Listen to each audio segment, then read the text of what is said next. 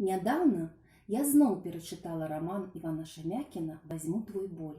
Пераглядзела фільм, які быў створаны паводле гэтага рамана. У аснове рамана ляжыць надзвычай складанае пытанне: ці ёсць апраўданне злу? Былы паліцай Шышковіч, па мянушцы Шышка, вяртаецца ў родную вёску, дзе некалі ў часы вайны аставіў крывавыя сляды.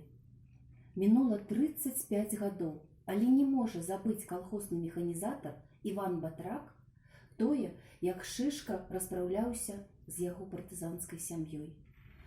Ён, тады яшчэ зусім маленькае дзіця, цудам уцалеў.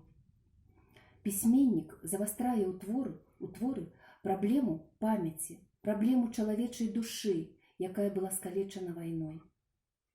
Раман «Вазьму твой боль» – гэта раман пра тое пакаленне беларусаў, якія ў часы вайны былі зусім малымі і якіх гэта вайна асіраціла.